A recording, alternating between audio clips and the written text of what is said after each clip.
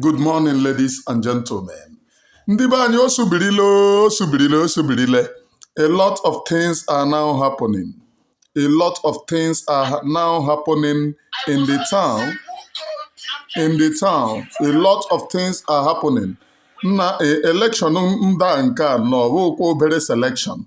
Ha chọkwara ịtụ onwe ha bomb. We strongly condemn any election in our land, please. My name again still remain Onyebuchi Nwashigburobi. Nna ka m brekara unu nke na-emezi last. America have officially declared Wike wanted. Donald J. Trump have officially declared Wike wanted and have supplied this thing for Wike to be catch anywhere in Europe, anywhere. Wike ọya na ihe aga na America na ịmụ America ịdị na-aga ya, you will go to that place again because that is where your children are. Ebe ị na-aga esere anyị foto, you will go there and say foto ọzọ. So in a communique released, I saw this communique on social media released. It reads, breaking news. U.S. President Donald Trump has officially declared former Rivers State Governor Nyesom Wike one of the most wanted men in the world, following intelligence reports linking him to the alleged killing of Igbos during the Obi Igbo crisis in Rivers State. According to the statement released from the White House, President Trump reportedly said, anyone responsible for killings of innocent people, especially ethnic minorities, must face justice, no matter who they are or where they hide. Trump further ordered international security agencies to place Wike under global surveillance, stating that he should be arrested dead or alive if he ever set foot in any Europe country. Sources within the U.S. Department of State confirmed that Washington has reached out to the European Union for possible enforcement of the global warrant. Okay, ndị be anyị ihe abụ ka o si wee dị. Now let me tell you people, Nigeria will be divided, whether you like it or not. For those of you saying, Nigeria is one indissoluble entity, there is no how you will be killing the indigenous population and then importing aliens to live in their land and you will become indissoluble entity. There is nothing called one Nigeria. It is an artificial creation of Lugard and his girlfriend Flora Shaw. Wike. So this one now, Wike will be like looking for any African country to collect, or Asia. He might turn to China. Ndị China were Chinese ihe a wee gbajue na.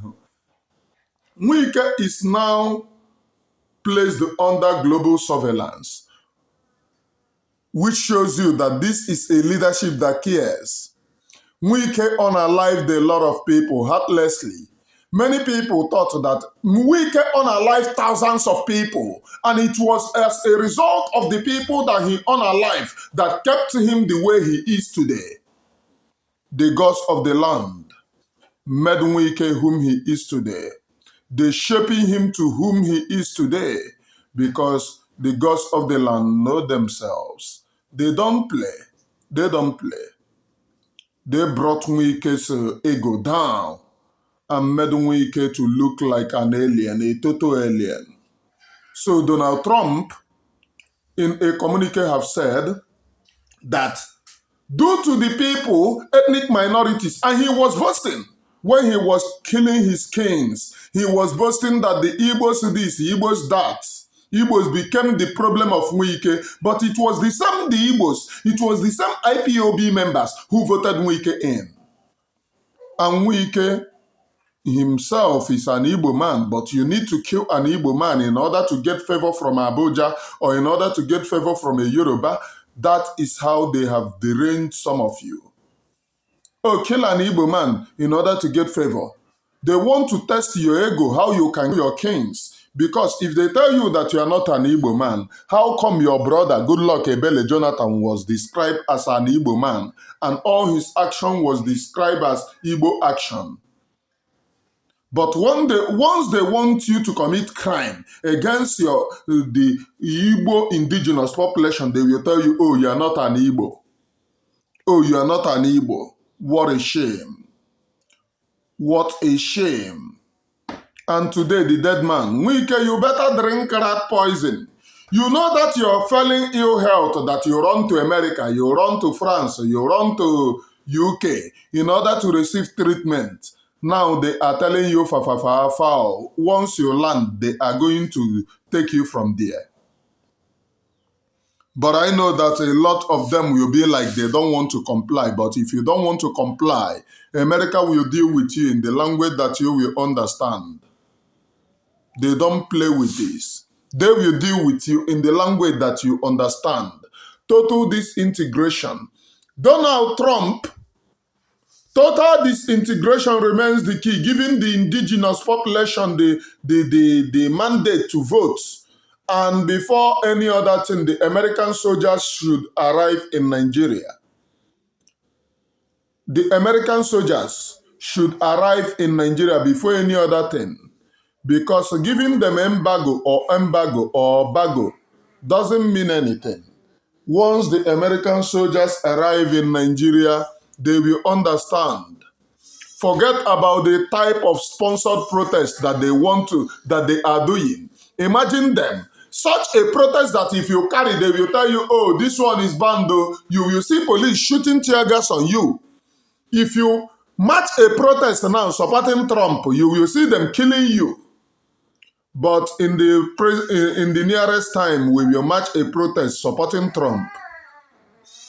And that is the reason why you don't see any sensible person around. No sensible people. Because in this agitation now, this is the time to call on a Biafran national protest. Everybody should march on the streets once more to tempt the Nigerian government, the zoo government, because we know that they are daft. There will be no one. All these very people, John Getting and running up and down. Oh, we are freedom fighters. In the night, they calculate how much can we make from Biafra and how can we tell them lies. All of them to put together, no strategy. Is this not the perfect time to call on a national protest and ask people to march on the streets? But the DOSC coach them. The criminal who called himself Ejiofor and the rest of them. None of them can sponsor protest and ask you to go out on the street. None of them. Because they are machineries of Nigerian government. But we move. This is the right time. Because Biafra is not all about making noise on social media. It is all about strategy, which Mazi Simon Ekpa understands very well, which Mazi Nnamdi Kanu understands very well, about the strategy to realize Biafra. No other person understands that strategy rather than Mazi Nnamdi Kanu and Mazi Simon Ekpa. Now is the time and nobody is shaking body. But Wike, when your failing health came, they have ordered dead or alive. Dead or alive. And on this very program, I should tell the security agencies of Biafra to provide Wike. This is ordered by United States of America, and it is in your own hand to enforce it. Within the Biafra territory, Wike is in Biafra territory. Wike belongs to Biafra territory. It is in our hands to hand him over to America. But those of you are not, I'm not meaning the BLA. Those people, John Getting, that they are leaders, because BLA have no problem. Their problem is finance. If you provide what they need, they can go out. They have done it before and they can do it again.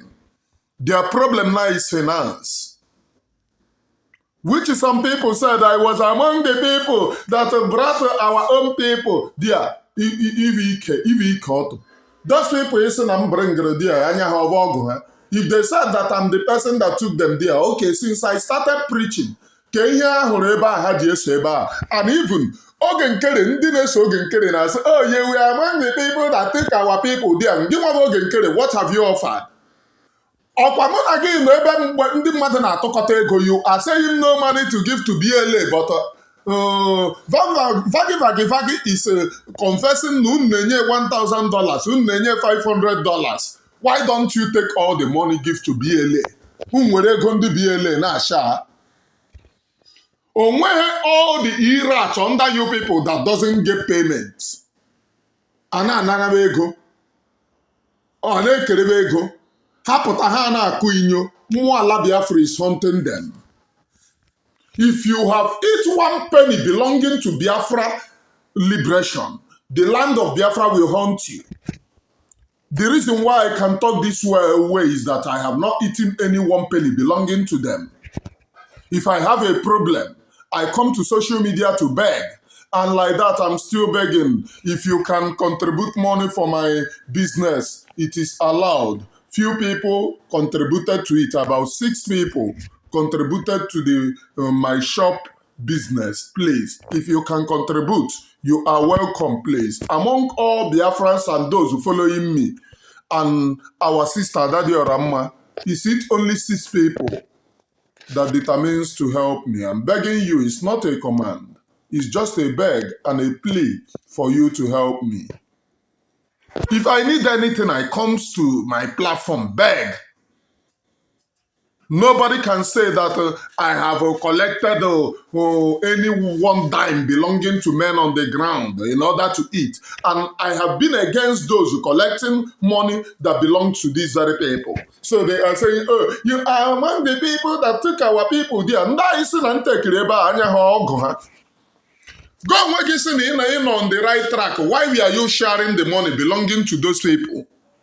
Why don't you, if you calculate all those money, Saraka, send it to the men, or a very big money for them to move forward. But you people cannot do it.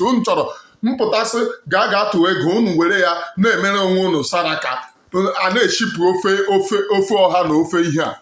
Chineke kpọkwa ụnụ ọkụ ebe a. I am onye bụchi nwa Ashigburobi. Anybody collecting money belonging to the BLA, ihe oriri iwe ego ọbara, and the land of Biafra will haunt you. It will haunt you. Ego ọbara ka oriri. The money that the Biafra people contributed that is going down to these very men who are preaching this holy gospel, who are supposed to hand wike over to America. Okwa wike etiri wanted now. It is in your hand to hand him over to America. Man, how can we? Onye ọbụla ya balance on social media. We are Biafra. How am here there? They don't know what is ejikwe n'oyibo akpọ onwe gị iyi ojugo ọnụ imechi ọnụ ka sensị gị kpakọ ọnụ iwe kọntinio na ọ na-agbasasị m agbasasị na bifo nso oyibo wadada ebe ọsọ ọta na ọ na-eme nsụcha asọm oyibo ahụ ndị na-akọrekt m on social media hochela mbụ prọfesọ of English Chineke nna mere m ebere biko mmejikwe wrong English wee mụnye ndị mmadụ ọkụ one day. Na ụdịrị wrong English m na-asụsi ebe even sometimes ọ na-eme nsụọ ya nkụja. Hey, nwa Ashigburobi nwayọ, nwa Ashigburobi nwayọ, agụ nwayọ. Emena ka ịha ejina wrong English kpuo ndị mmadụ ishi. But we are still here. Ọmụnwa bụ nwa Ashigburobi, the epitome and the spirit of Biafra. The epitome and the spirit of Biafra. I am Nwa Ashigburobi, preaching nothing but the undiluted truth. Eziokwu nke Chineke a na-akọ mmiri, eziokwu nke Olisa bi n'igwe.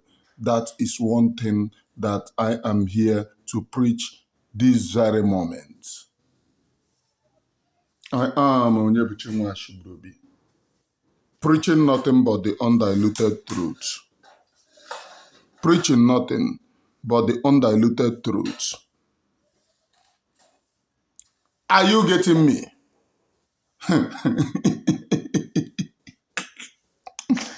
Hey, Chibo.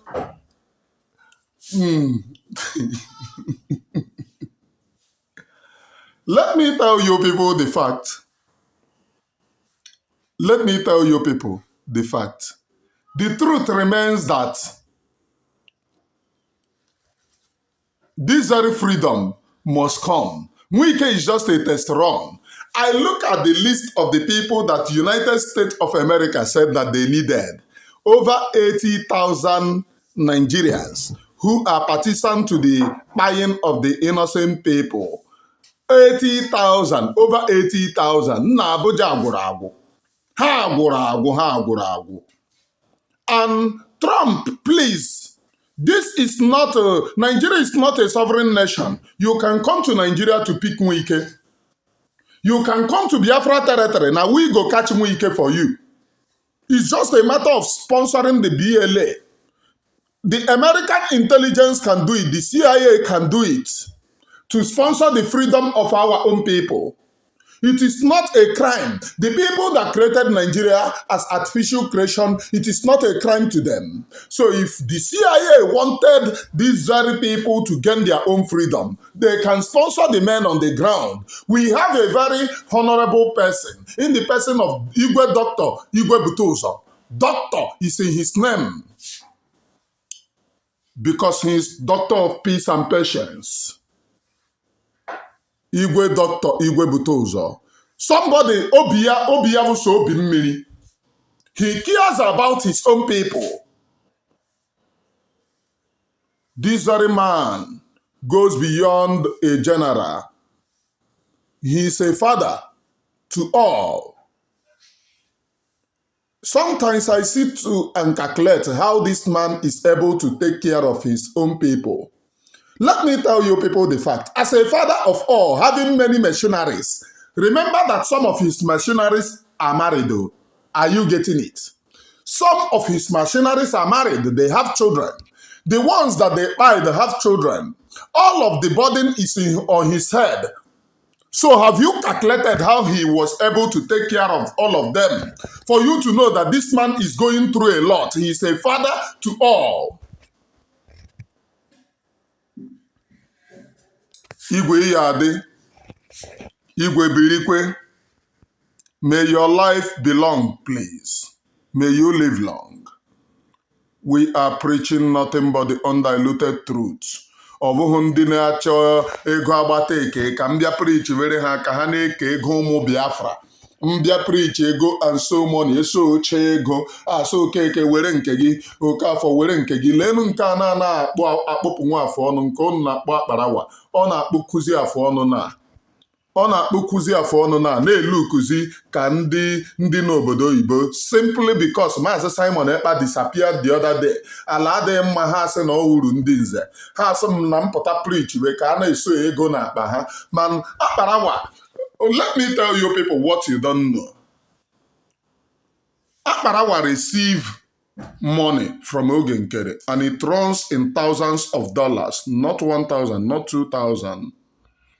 I got this notification ab initio, but I just don't want to talk because if I started talking, it will be as if na here. And why it pains me is that the time that he received that money, all the time men on the ground don't ebe anyamo, ishimo, achọrọ m ego nji alụ Biafra, achọrọ m ego nji alụ Biafra. I need money to deliver Biafra people. I need money to deliver Biafra people. I need money to deliver my own people. I need money to deliver my own people. Ndị be anyị biko tụta na ego. Ndị be anyị biko tụta na ego. Nna m oyigbo ka ịṅụdoro n'ụtụ a. Nna, let me move on please. Mgbe aha ka ụmụ Biafra, the men on the ground na-achọdo ego. That is, in me, you have one of the things na-agbawa m ishi. Today is the first time that I'm letting it out. I have not spoken to anyone because ever since then I started monitoring to know the legitimacy of the information. I get information widespread.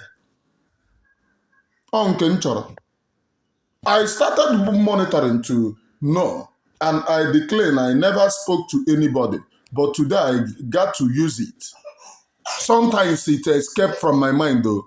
This information sometimes escape from my mind. But when I talk about the fundraising of men on the ground, that is when I remember, oh, such information came to you so time. He received thousands of dollars from Nkere.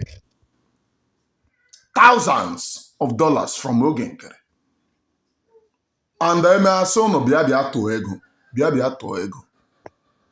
Independently, he should swear an oath before before Oganigwe Biafra. Ọ bụrụ na ọ chọọ ya bịa ime life, then mgbara ya mmụọ ya swear. Ebe ọbụla ọ nọ is not a barrier. Ọ ya nọ ebe a swear, take an oath to there. If you receive thousands of dollars from Nkere and the men on the ground apụta ego adịghị ewere ego a na-eke. People that have come into freedom. Ọkwa ha bụ ndị na-akpọ onye bụ Chinwachiburu Obi hungry person, because I make my own open. Biafra people bịa tụọrọ m ego instead of mụnwa ịga na-aracha nwoke ibe m otele were ego ụmụ Biafra etosiri ị na-esendere ụmụ Biafra. Ọ ya nwere ihe nji wee bụrụ sabo to them. Abịa m bịa rachama ha otele, abịa ha m bịa likive ha otele nshi ndị Chineke ya akpọ ọkụ. Let me go to the message that I have about Trump to wike and leave these disgruntled individuals alone. Chineke abụdọna ụlọ ọnụ na nke ikpeazụ a. Ọmụnwa bụ onye bụ Chinwachiburu Obi. For if you don't know it now, that the spirit of Biafra is angry. Is angry. And you need to know that the spirit of Biafra, the spirit of my ancestors are angry. But we need to continue. It doesn't take us anything. Now let us move, please. Nnamdi Kanu bags an award. This one is the award that was given to our leader, Mazi Nnamdi Kanu. He is winning left, right, and center. He is winning left, right, and center. When he is being subjugated in his enemy's camp, they are saying, oh, they are going to persecute him, do him this, do him that. I swear to my heavenly God, the incarceration of Mazi Nnamdi Kanu will make the dividing of Nigeria very faster. It's something, it is a prophecy. I will lead from the front. It is a prophecy. And he is going to come out with Biafra. I saw that Tinubu have ordered all the seaport in Nigeria to start working. That is a plan. They have that dirty plan. They have not ordered anything. They want to keep on incarcerating Mazi Nnamdi Kanu. You people, but let us go, please. Let us go. Nnamdi Kanu bags an award ahead of the 20 November 2025 judgment day in his terrorism trial before the Abuja Federal High Court.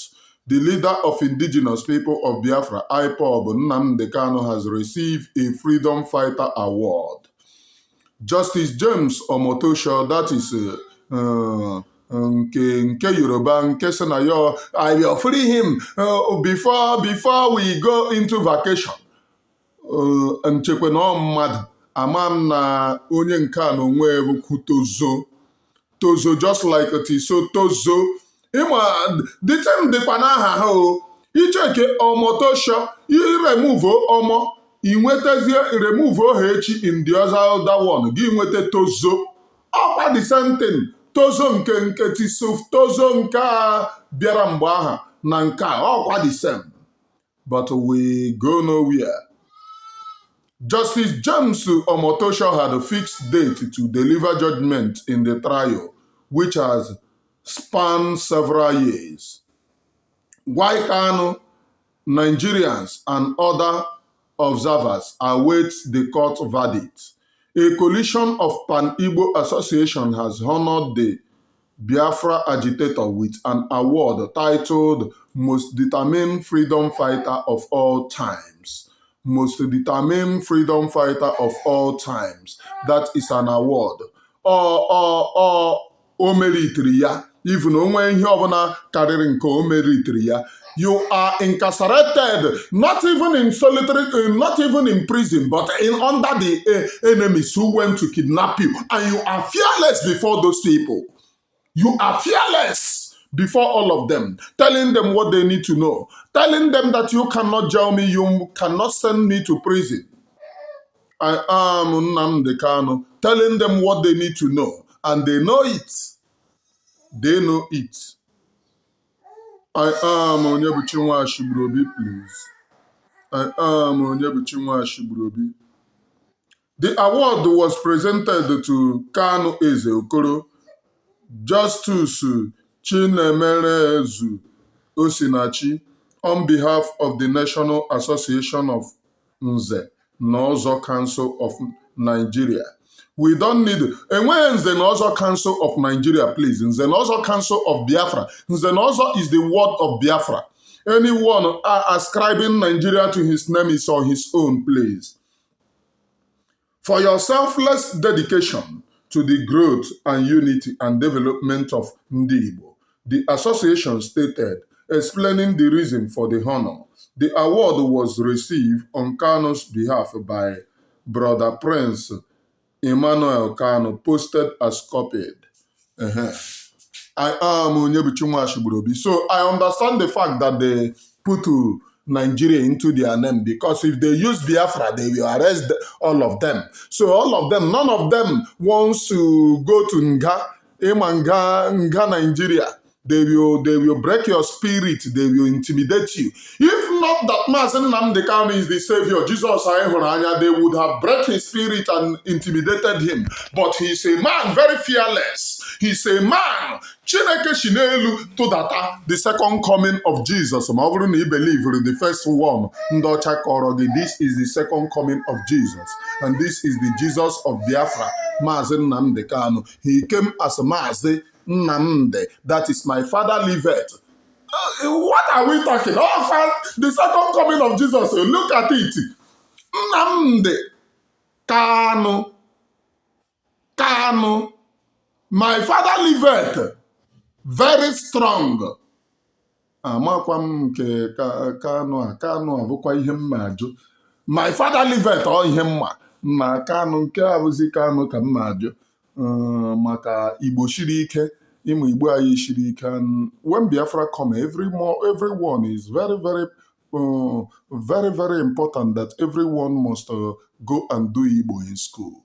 Very, very important. We cannot become Igbo people and we do not understand Eri Igbo, Oku Igbo, and everything concerning Igbos.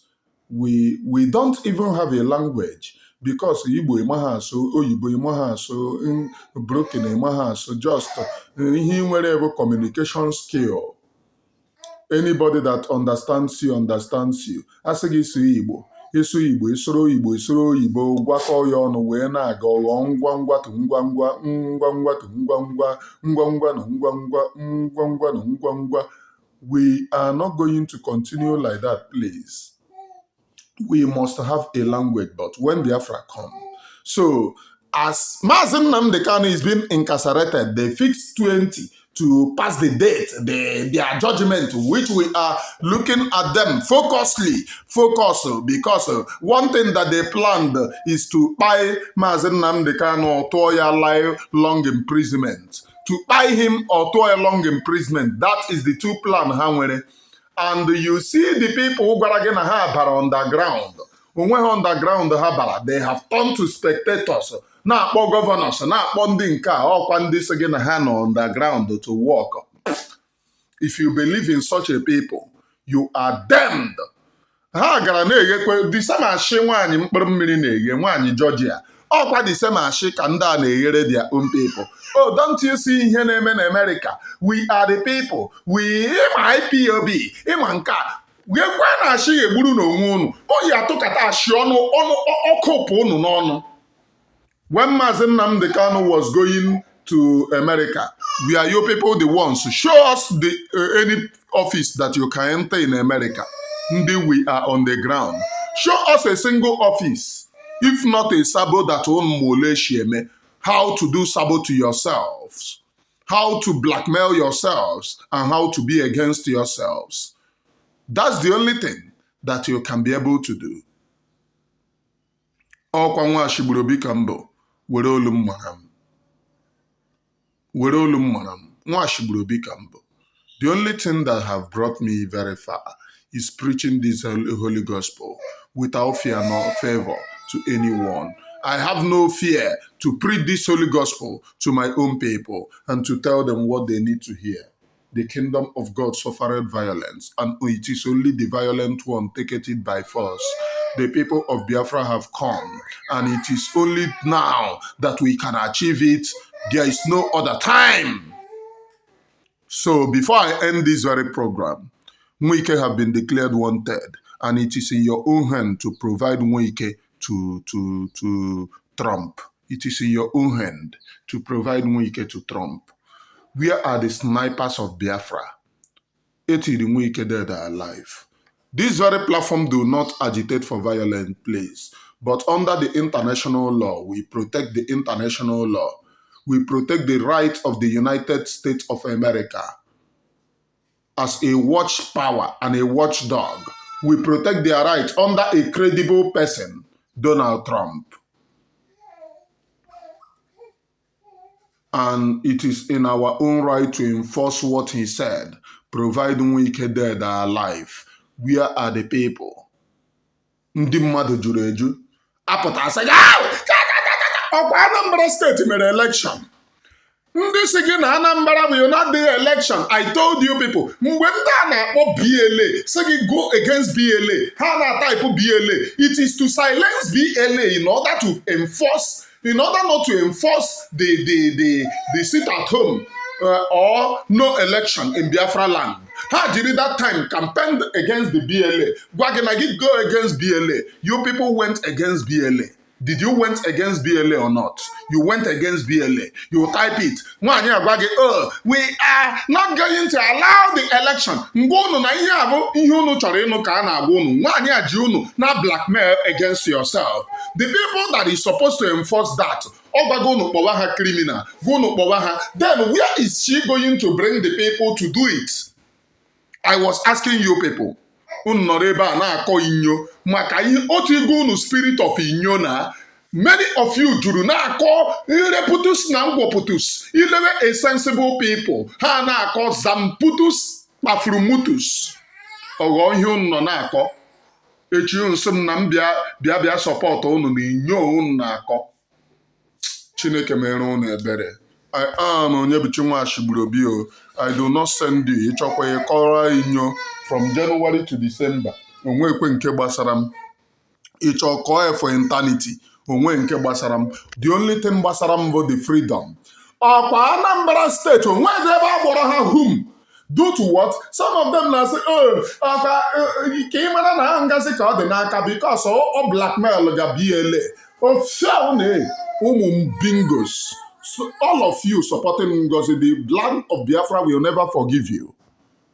Know it now. The land of Biafra will never forgive you. The land of Biafra will never forgive you. The land of Biafra will never forgive you. We must enforce the order of the United States of America in order to provide Wike. That is the right of the people. Provide Wike. And we are going to provide him alive so that he go and answer Ndoburu Nobibo. That man was a heartless man, a heartless and ruthless man. We are going to hand him over. But it is in the hand of you, America, to sponsor it. Because nda niile epos rusegena have freedom fighters. They are blackmailers and deceivers. They blackmailed Mazi Simon Ekpa, and Mazi Simon Ekpa is nowhere to be found. Ha boro also. Sagena ha na-achọ freedom. Which freedom? If you cannot sponsor the man, the real man that is to bring the freedom. Let us continue and consistently preach for Biafra to come. Long live the indigenous people of Biafra. Long live all of us. From me, from here, from the temple of the grace here. It is good morning, please.